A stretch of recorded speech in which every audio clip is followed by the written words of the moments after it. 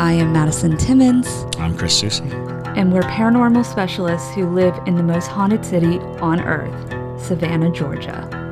Every day is Halloween in our line of work, so join us as we spin true tales of haunts, murders, and disturbing Savannah history.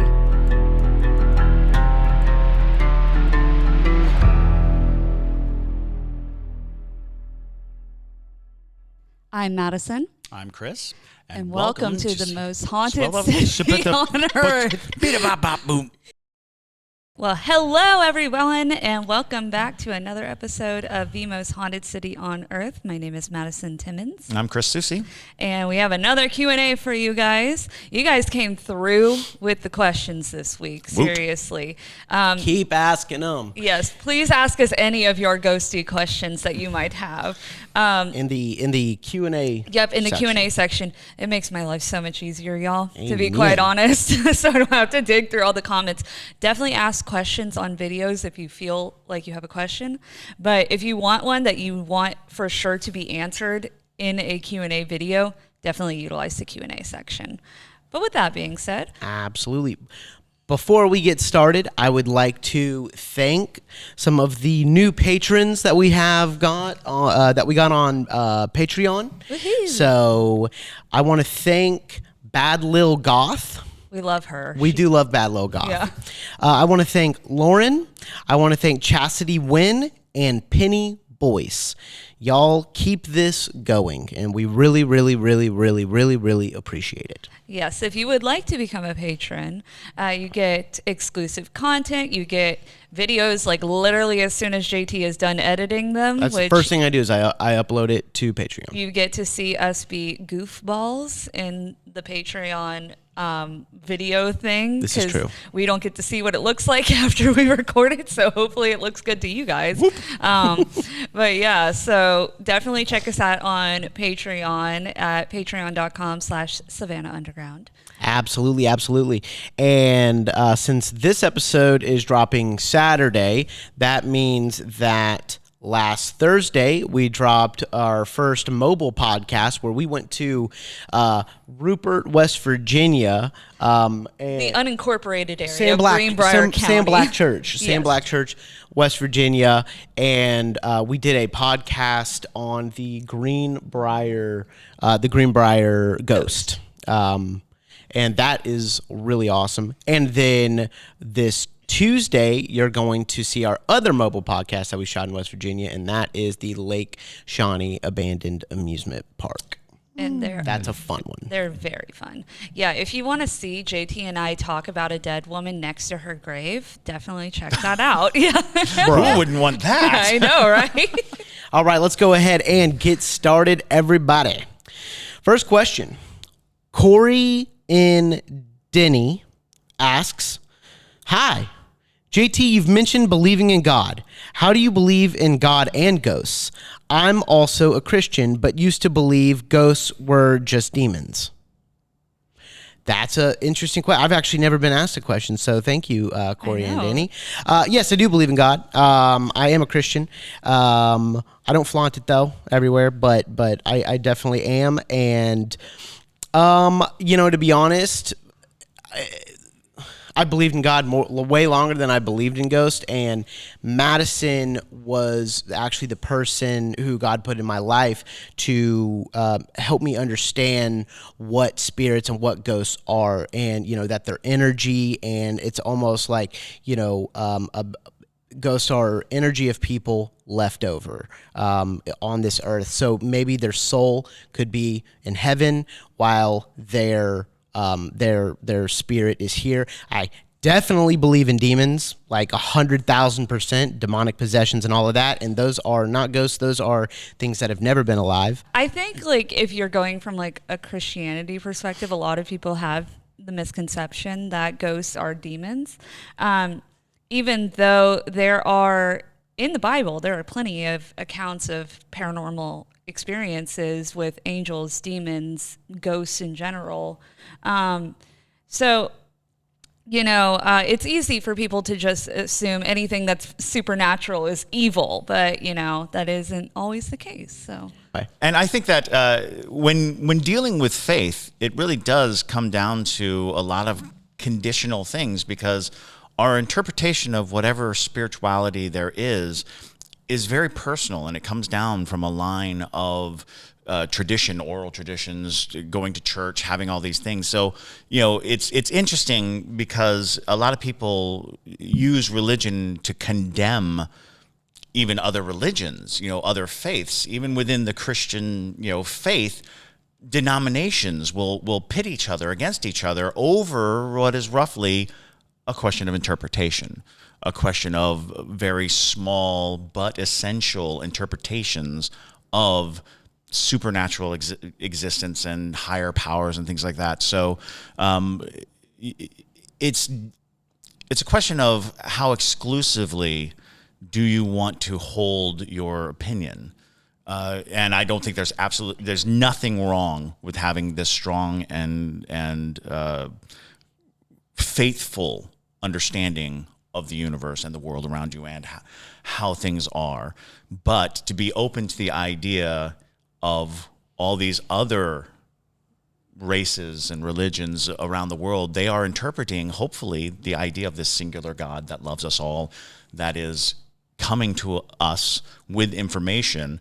And because of regionality, we have interpreted it a very specific way. I like to believe that God is universal, but we are not.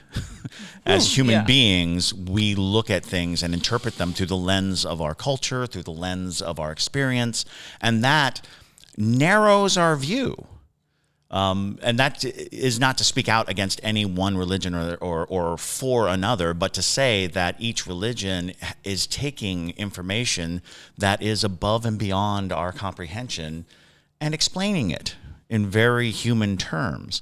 So when people are like, I believe in God, so I don't believe in that, the question really is your belief in God the interpretation that you were given? And if you looked at other interpretations, could you find those universal truths? Just about every religion on earth has a philosophy of do unto others as you would have done unto you. Every single one has a variation of that very concept. And that, to me, seems like a close approximation of the Word of God, if everyone heard it. If everyone in the world heard the same message, I was like, well, okay. But, sometimes it's delivered to people differently or interpreted differently. But if the message is the same, then I think that might be the voice of God. Sure. Awesome. Well, thank you, Corey and Denny. That was an awesome question. We appreciate it. All right, next question. What's your take on the BuzzFeed guys at the Sorrel Weed House, Tier Dark Archimus? So I actually haven't watched the Sorrel Weed House episode yet. Ditto. I have watched BuzzFeed Unsolved for a long time, and I take it as entertainment value. I don't take what they present as paranormal evidence or even really paranormal investigation, because a lot of it is so Disrespectful? Well, yes. So I have other opinions on the ways that they go about their behavior in haunted locations, just because sometimes it does lean on the side of like, imagine if somebody came into your house and laid down in your floor and said, "Show yourself to me," you would be really annoyed too, because you'd be like, what is happening? Why are you doing that? It's the same way when you go into a haunted location where that is their home. You are going in there and just like antagonizing spirits. So I am a little weary of watching the Sorrel Weed House one, just because I am familiar slightly with their spirits and I know how sensitive they can be. Oh, yes. And also the spirits that are in that house are not mean, but they will lash out at you if you disrespect them. So it's like, I worry about things like that, and I don't like misinformation on Savannah Homes. Have you seen it? I have seen it. Okay. And there's, I think, at the bottom of everything is just a general philosophy of mine, which is don't be a jerk. You know, don't be a jerk. Being a skeptic does not give you the license to be a jerk. Those become separate things. You can be a skeptic, but if you're a jerk, you're a jerk. If you're a skeptic, that's not, oh, well, I'm using my skepticism to support being a jerk. And that kind of is what always gets me is people, and it kind of comes on both sides. You know, being a skeptic doesn't give you a license to be a jerk. Being a true believer doesn't give you license to be a jerk. Absolutely. So people show up in haunted places and they're very forceful or very asinine. And you get this kind of rapport, which is, and in the BuzzFeed situation, what I see is it is an entertainment. And it's entertaining. I'm not going to say it's not entertaining, but it is this kind of, well, what do you expect? You know, you show up with a big, I'm going to mock whatever happens, you know, scenario. Is that how it's treated? Usually. Well, it's basically interesting. In short terms, a person who believes and a person who doesn't. Okay. And they lean heavily on those directions, so they pull against each other. And again, it's an entertaining repartee. They're funny. It's fun, but I would not utilize it as a guide to paranormal. They do go to great places, and they do have the information straight as far as like explaining what the story is. But when they're in the place themselves, it is those two extremes of wild wonder and kind of bitter skepticism. Yeah. Mm-hmm. And those two combinations, while again entertaining to watch, are not overly informative. I think we just all need to respect our ghosts. I think we just need to respect each other. Yeah. You know, dead or not. Yeah, dead or not. Just be respectful. Just be respectful. Because that's, you know, there's interactions between the two that are disrespectful. Sure. And hence, you know, again, don't be a jerk. Is my Go ahead and say the word jerk into the microphone so I can take jerk, copy it, and place it. Jerk. It's in the Bible. Yeah. Well, They mean donkey. So, Spotify might get at me. They might be like, yo, you said like 15 cuss words in this. No, it's a but 3-letter word. Yes. yes, it's true. It's true. But no, really, jerk. Thank you. Jerk. But yes, that's the basis of my problem with that particular show in general, and a lot of paranormal shows where they just go in and they treat it like it's a fun house where you can just, the ghosts are on the payroll basically, and they are here at your. I don't think a lot of those people believe in ghosts. I think they're all like, we're definitely not going to capture anything, so we have to be funny or we have to do something ridiculous. Some people are also just ridiculous human beings, and so it's like. Well, I don't even think that's the case. I think that it's knowing. It fills a very specific niche. Yeah. You know, and again, like I said, it's very entertaining. Kudos to them for what they've created and how popular it is. Absolutely. Yeah.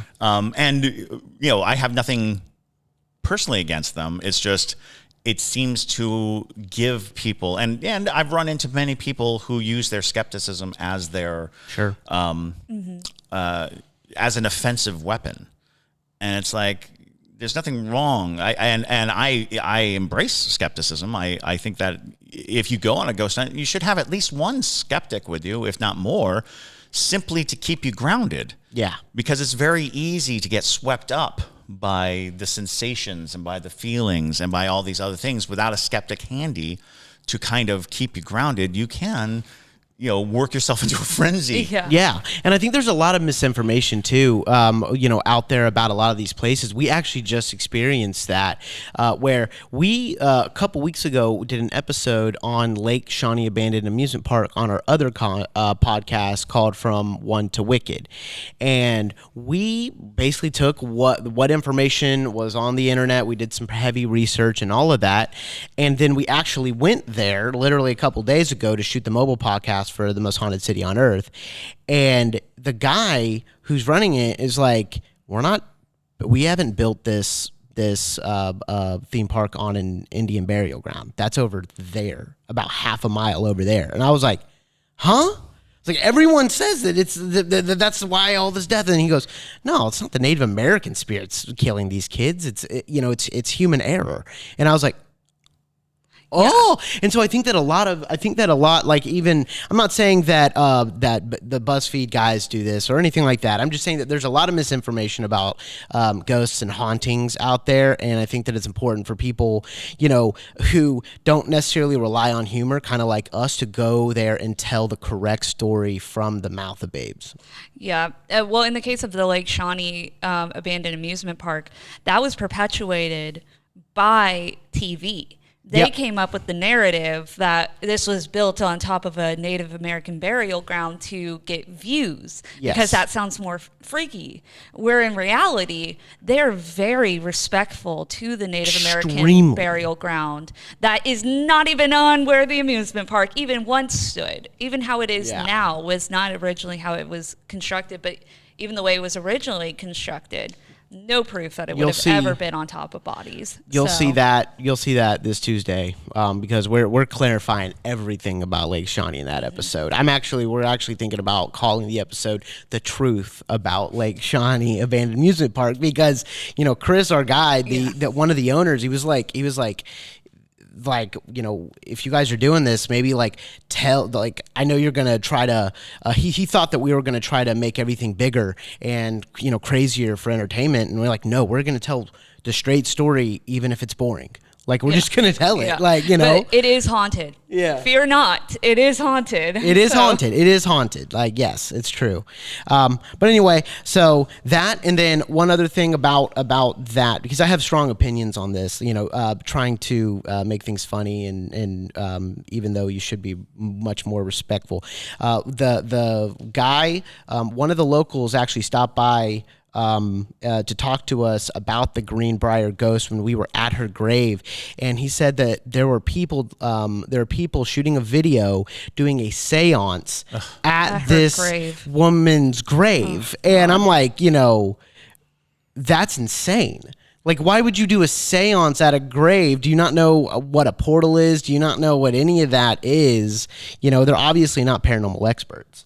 Well, no, but it's fun for people to go to someone's grave and try to invoke something, and it's... She's long gone. And the whole purpose of a grave is to designate an area for respect. And for, the whole concept of, showing any disrespect at a gravesite, any disturbance of a gravesite, even the idea of the Native American burial grounds, the concept that is just handed down throughout history is, do not disturb the dead where they rest. We build plots of land specifically to keep them, give them a place to be, because of a belief structure that has been, absolutely, since the beginning of mankind, has been this construct of the dead need a place to rest, so that they don't bother us, so that they don't, give us pause or trouble, and if you wanted to go way back into the idea of, we probably bury our loved ones because we don't want them to be, eaten by animals. We don't want, that's fair if you want to go that far back. But our rituals that we have built around death clearly dictate that this is their place of rest. Don't bother them at their place of rest. Yeah. Sure. And I think not to harp on this subject, but it's a great question. It's a great question with the BuzzFeed's guys at the Sorrel Weed House, even if they didn't do a bunch of disrespectful stuff. I haven't seen the episode, but what and I definitely probably came down really hard on that. I wouldn't say that they were particularly disrespectful in that sense. It's just the thematic. Yeah, approach. Absolutely. Yeah. And we're going to be in the Swirl Weed House on the 13th, filming a series episode, and we'll talk about that a little bit later. But it's going to be really cool. But basically, just kind of like piggybacking off this question, do you want to tell the listeners / viewers how to be respectful like when visiting a gravesite or when visiting what are some rules you should stick to? Well, depends on your belief system, because Jewish cultures and religion have totally different belief systems from Christian beliefs and then from pagan beliefs. So take this with a grain of salt, depending on your personal belief system. Typically, what I do when I go to a cemetery is I leave an offering at the grave keeper or the gatekeeper's grave, which is usually the closest grave to the entrance or exit of the cemetery. Leave a little offering for them to say, like, hey, I'm not going to do anything disrespectful here. I'm acknowledging you. And then I bring an offering to whoever's grave that I am visiting. So like for Zona, I brought coins to put on top of her headstone. But that's why we leave flowers at headstones. People leave rings, they leave trinkets, they leave seashells. It really depends on what you personally feel connected to. I know in the Jewish faith, they leave rocks on top of headstones. So that's just the way to be like respectful. Don't leave trash in a cemetery. If you see trash, pick it up, because that is your don't put your Doritos back. Yeah, it's your responsibility to keep it, in order. Don't go traipsing on top of headstones or like fallen headstones or on top of where people are buried if you can help it. Sometimes it can be a little tricky depending on how old it is. But, just maneuver like you would in like a very respectful manner. If you were going into a really nice house, you're not going to go touching things and moving things or taking things. Please don't take things from cemeteries. Don't take offerings. Yeah. So, Chris, anything? Yeah, generally be respectful. That should be a simple guideline of it all. If you're hoping to have experiences, stay open. Don't antagonize. Usually antagonistic action gets antagonistic response. What you put out, you get back. Being open gives you a certain amount of authority. It suggests that you will be receptive to whatever happens. Whereas oftentimes I've noted this before, that a lot of times when you see an investigator go into a place and be very antagonistic and get responses from the antagonizing, oftentimes I believe that those people are dealing with the spirits that they themselves have cultivated through a lifetime of walking around. People are more likely to be haunted than places. We have ghosts that will just attach to us and follow us around. And people who get these responses and their names called and scratches and things like that, oftentimes if they have it multiple places, it would seem like they're dealing with the same spirit rather than having the same interaction with different spirits in all these places. And they're all like, oh, look, I was scratched. Oh, look, he called my name. Things like that. When you start seeing patterns like that, you're probably not dealing with the ghost of the property or the space, but with a ghost that you're carrying around with you. So I strongly suggest just being respectful, and by respectful, I just mean think of it as meeting new people. Yeah. If you just show up and see a new person and you're like, what? Come on. It doesn't breed any goodwill. no, it doesn't. All right. So that was a long answer from all of us to that one question. Yes. But I love it. We have a lot of opinions. All right. Do you have any River Street Inn stories or experiences? I stayed there in July and definitely had an interesting feeling. Love the podcast. CSU Blett asked that. Thank you, CSU Blett. Is that Hank at the River Street That's Inn? Old Harbor Inn. Oh, that's Old Harbor Inn. River Street Inn, I don't know of like a specific ghost that's like super prominent where they know a name or they've given it a name or anything. It's a lot of residual energy is what I remember. Right there, dead center, right? Yeah. Kind of right in the middle of, it was a high commerce area. It was definitely where, slaves were brought through. It was definitely where people had highs and lows. River Street is incredibly haunted because it was the frontier of Savannah. So, yeah, I would definitely say that all those buildings Yeah. along River Street, along Factors Walk, you're going to find all kinds of residual energies and residual ghosts, but also many individual ghosts, I'm sure. Yeah, absolutely. Yeah, not that I'm aware of. There's a specific ghost, but I know people have like reported having, like hearing people walking down the halls, people being in their rooms. Of course, there's always kid ghosts because there's always kid ghosts in Savannah. This might be the only time that I know of a ghost story that y'all don't. Oh. But I remember, I'm trying to think of who told me this. It wasn't like a ghost tour because I'm married to a ghost tour, so why would I take one? But it was hearing the haunt was in the River Street Inn. There was someone screaming like they were being burned alive. Oof. That's what I remember. The story in the river. Has it ever caught on fire? Yes. Oh yes. Yeah. All over River Street has been on fire. So that could be something that maybe they experienced. I'm not sure. Well, and let us know. CSU hotels being transient places to begin with attract a lot. I talk a lot about homeless ghosts that do not have a place to haunt because of significant trauma or anything like that. They're just ghosts that mill about, ghosts that don't necessarily have a purpose, quote unquote purpose. And when you have a place of high transience, people coming and going, lots of energies moving, lots of excitements in hotels, lots of intrigues, lots of things going on. And I have to imagine that ghosts are kind of voyeuristic. So, the idea of a place where people come and go and have all forms, from weddings to funerals, people have come and stayed in a hotel with all emotions present and all emotions out. That is excellent ghost bait. Is that the one next to Huey's? Yes. Yes. Okay. That's that. So years ago, now it's all coming back to me. Years ago, before I even met you, babe, I was at Huey's with my family, and we were next to a table, and my parents started to get into conversation with them, and they said that they were staying at the River Street Inn, and that they were told that sometimes you can hear people screaming as if they're being burned, and that they actually heard it.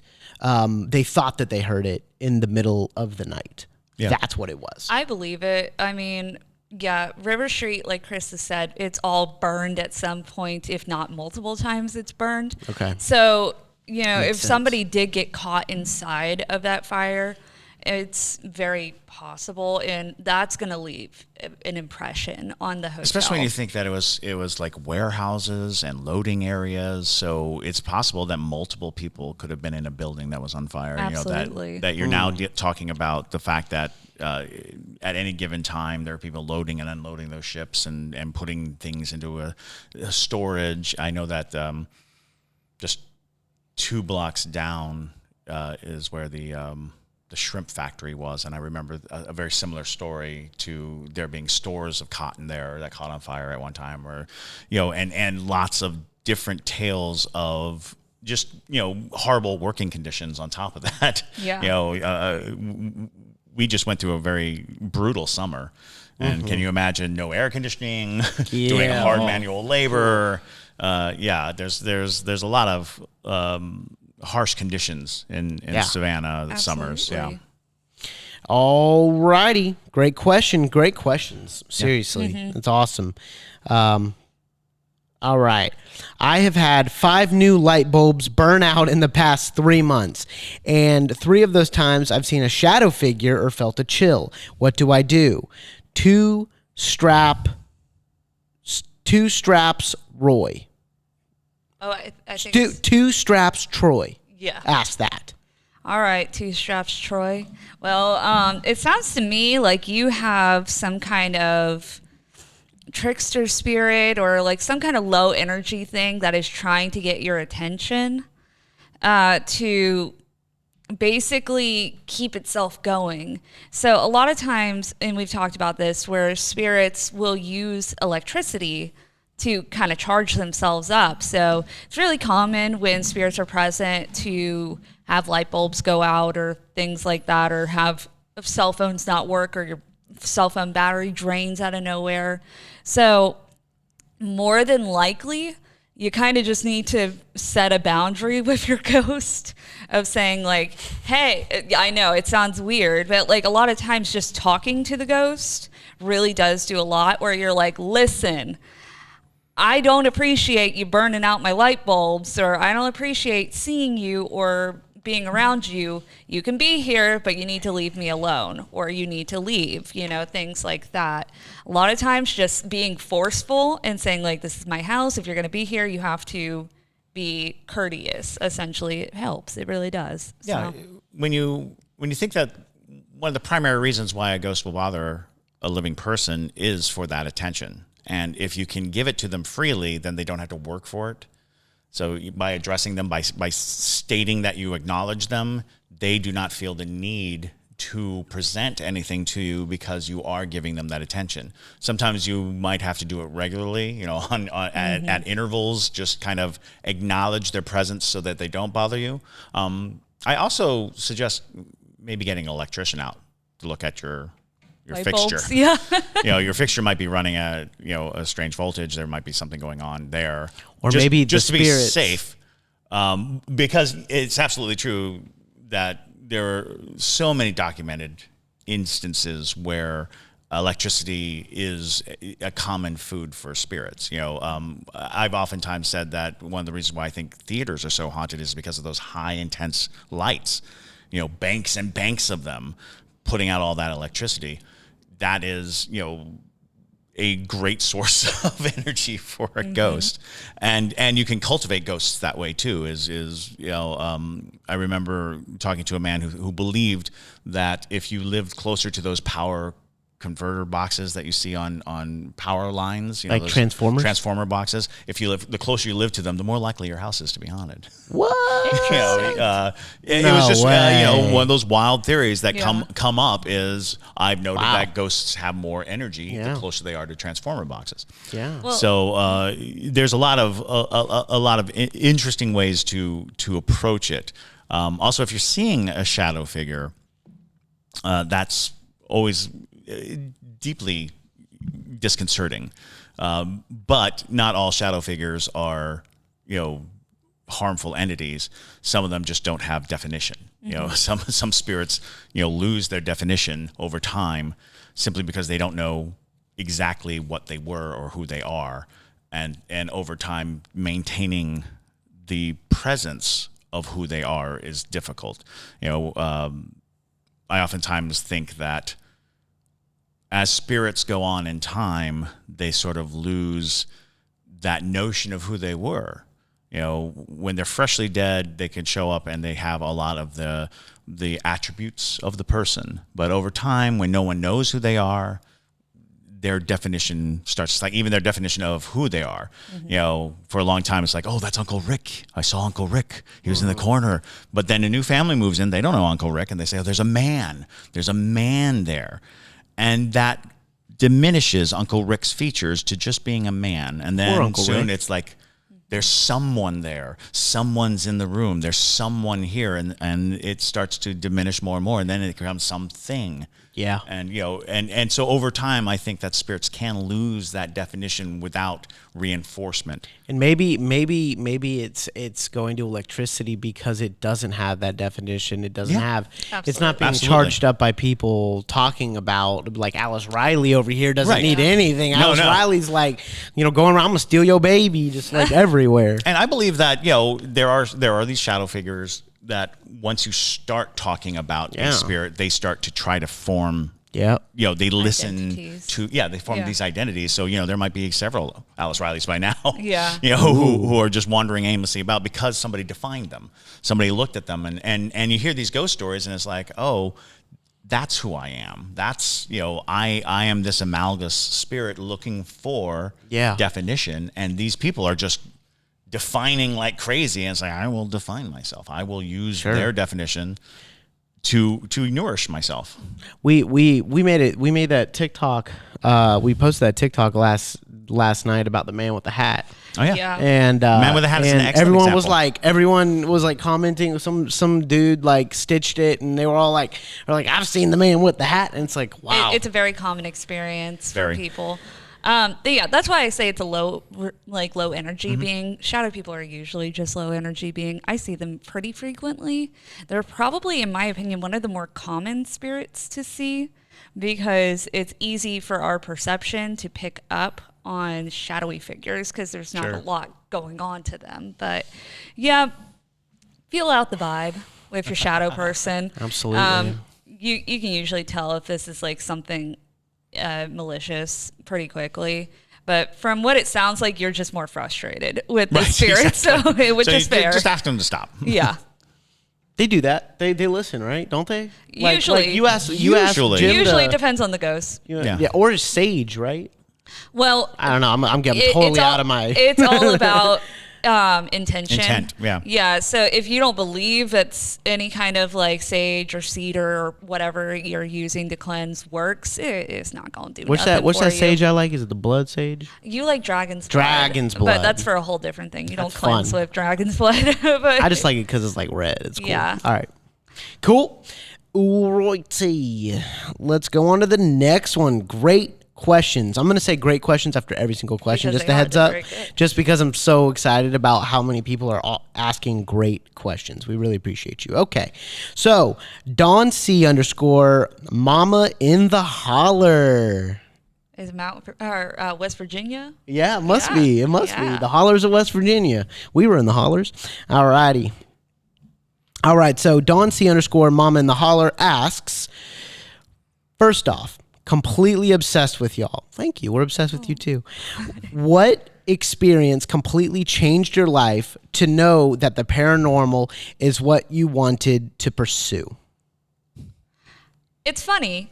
I don't know if I have a ghost experience that made me really want to I disagree. be interested in paranormal. Well, I mean, obviously I was kind of just like thrown into the fire of Yeah. ghosts, but regardless, no, like honestly where I started picking up on like wanting to be like a ghost tour guide, which is really where my ghost career started, I guess, was probably when I was like 10 years old and my dad took me to St. Augustine, and I'm a history nerd.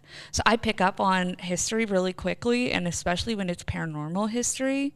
And he took us there and he was like, he's like, you would be such a good tour guide when you get older because you just like absorb all this information and you just like spew it out at people. So it's, I think that was like one of the first times where I was like, yeah, I should be a ghost tour guide one day.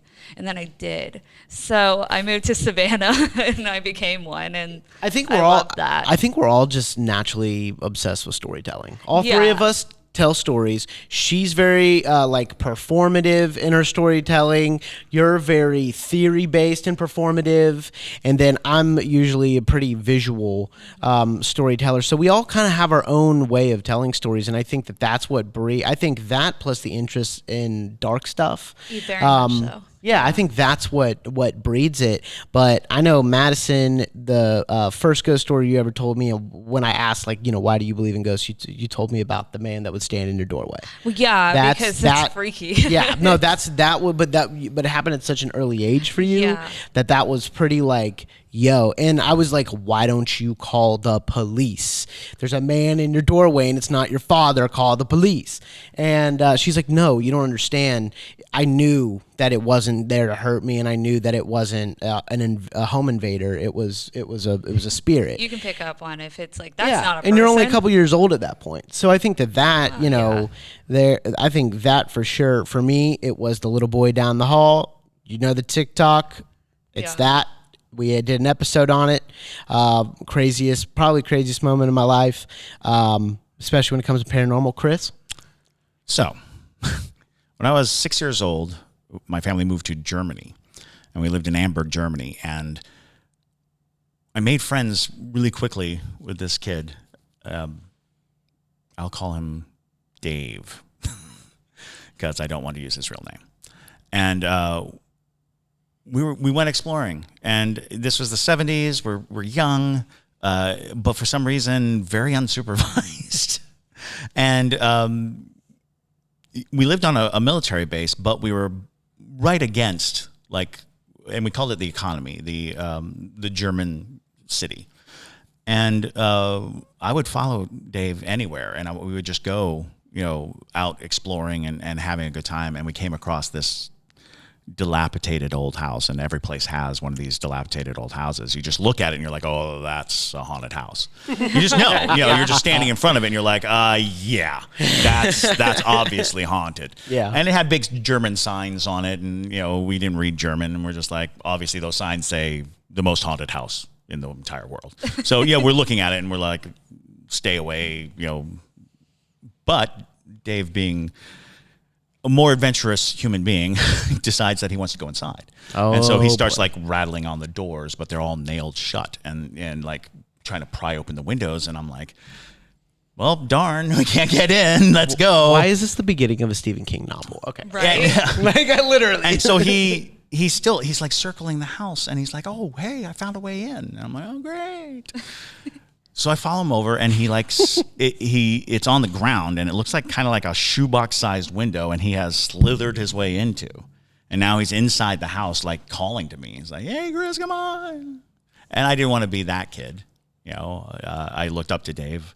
He was 8 years old, and I was 6, so he was like, a god.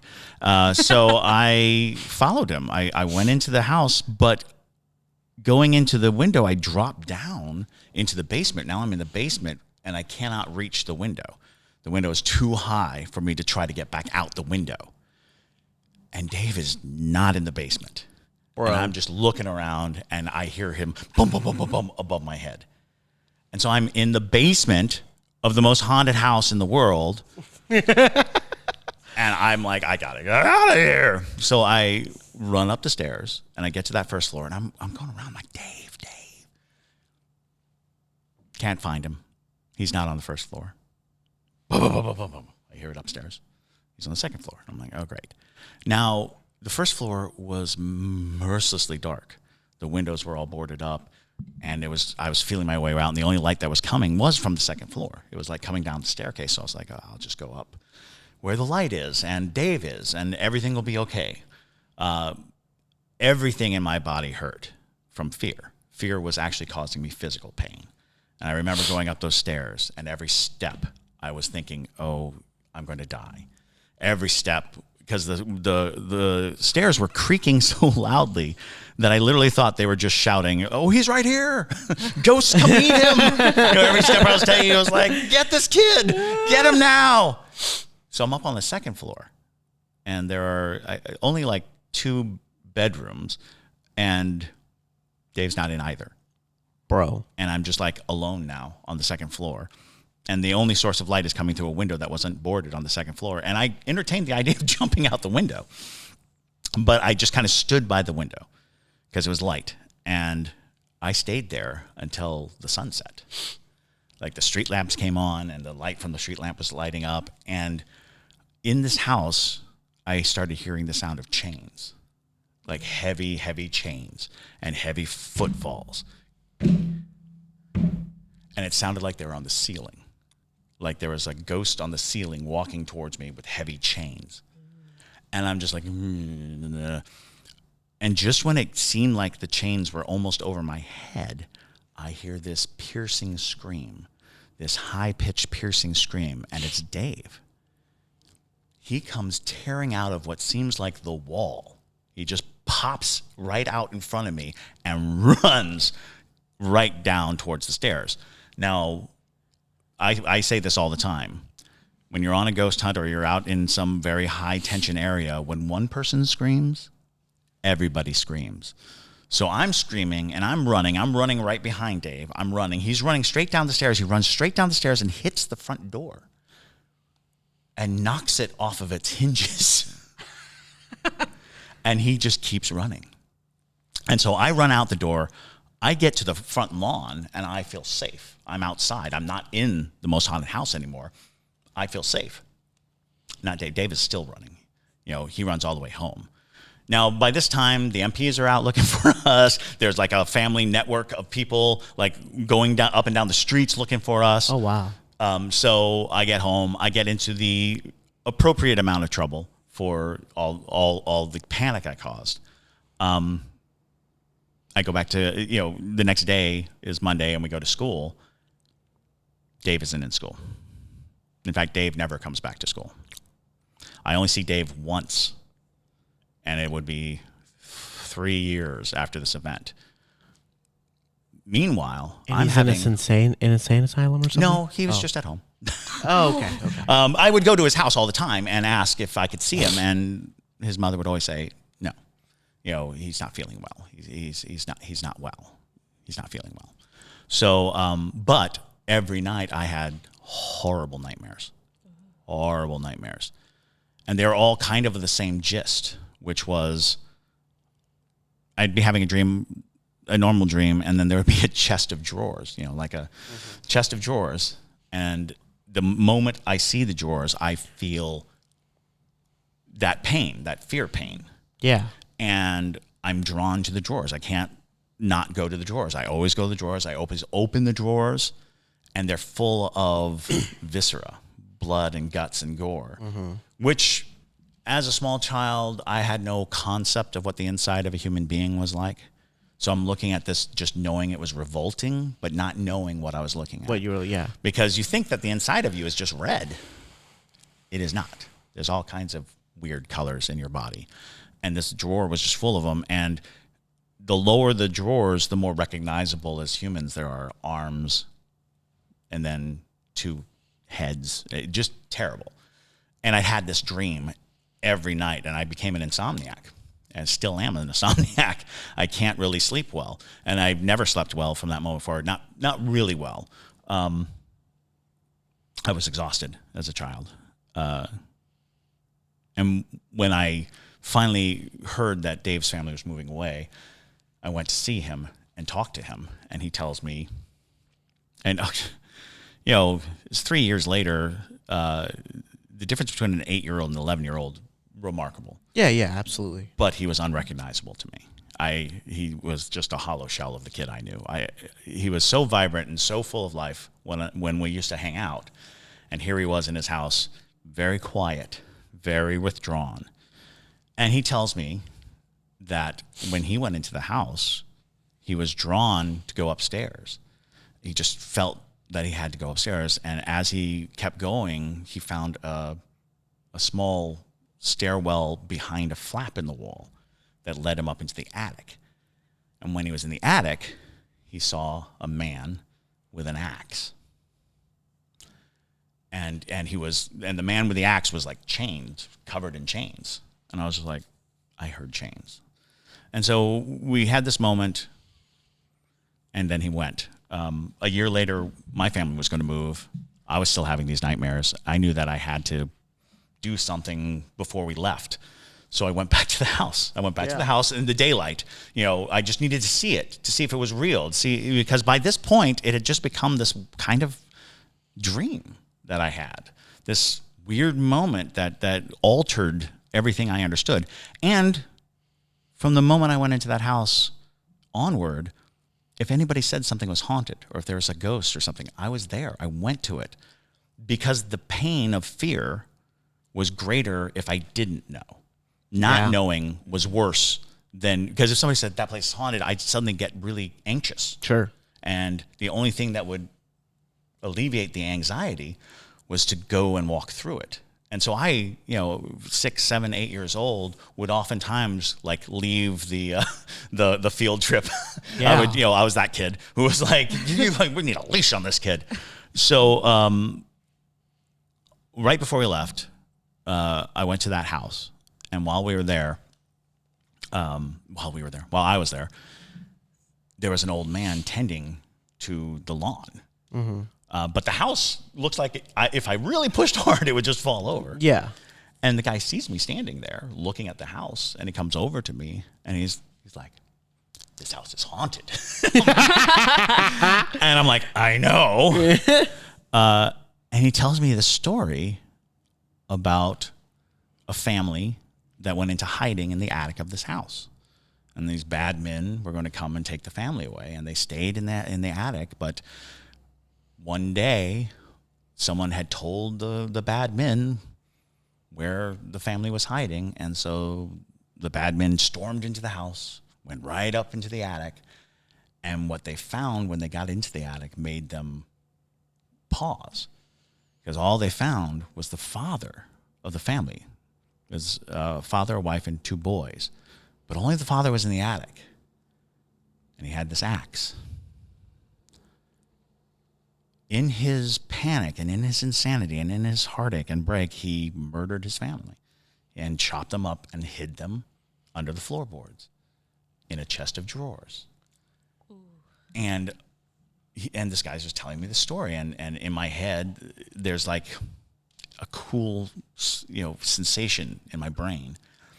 And he says, the bad men were so afraid of the father that instead of taking him away, they just chained him to a post in the attic and left him.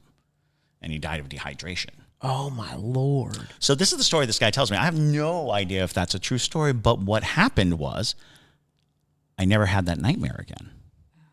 When I heard the story, I never needed to wonder. My brain stopped trying to make sense of these images or these things. And that became my goal. If I could find the story, regardless of anything else, if the story can soothe the fear, I could combat it. And so that became my ghost trap. My ghost trap is a ghost story. If I find the story, I can put the ghost in it and close it, and I have it. Otherwise, it plagues me. Otherwise, I become, I get obsessed. I can become obsessive if I don't have a story. And sometimes that story has to be my own. It has to be, I don't know what the story is, but if I go in and I experience something and I turn that experience into the story that I tell, then I have, at the very least, something that soothes my anxiety and my fear about the supernatural. Absolutely. 2 things. That one's going on TikTok. Yeah. And second, I think that we should get Chris on an episode of Haunted on Netflix. Right? because that literally was like a haunted episode. Like that whole story. That was a great story, Chris. Seriously. It is a great story. Yeah. It makes a lot of sense though. Like just hearing that of why you are the way you are. No, and not in a bad way. No. But like it makes sense why you like to collect these ghost stories. It's right, because again, evidence has never done it for me. Pictures don't do it for me. I mean, I enjoy them, don't get me wrong. It's just that's never been my pursuit. My pursuit has never been, well, I got to prove it, or I got to have the evidence, or I have to have these things. It's always been, can I get an experience that translates into something that I tell somebody else, or that I understand from beginning to end. So in my repertoire are a lot of ghost stories that are, that have a beginning and end, simply for my own sanity. Sure. For my own goodness for my own gracious. Sake. And I think that is an interesting perspective too, of like everybody perceives how they react to spirits very differently. So there's people like Chris where it's like ghosts are actually really terrifying, and that story really soothes things to kind of like lock it away into that compartment, and we can reevaluate in a story telling perspective. Right. And then there are some people like me where I'm just like, cool, that's a ghost, and and I think that's just from my desensitized perspective of like, I just have had so many ghosts poke and prod at me all the time, where I'm just like, yeah, okay, it's here, we're chilling, we're vibing. So, okay. And then there's JT, who's just like, oh my God, it's a ghost, it's a ghosty. Absolutely. Absolutely. All right. So last question comes from K.E. Windrow. And they ask, are there any stories about Gracie Watson in Bonaventure? Her story fascinates me for some reason. Yes. That's actually my very first ghost story in Savannah. Oh, really? Yeah. Oh, yeah. And it was like even before I lived in Savannah. So it predates my Savannah days. And what's interesting is it goes with the storytelling concept was what I had heard, and this was, the 80s. I was told that there was this little girl statue. We didn't even have the name. It was just like there's a little girl statue in Bonaventure, and it's very lifelike, and but if you go, especially in the very coldest months, you go into the grave and you go up to her and you touch the statue, it'll be warm to the touch, like human skin.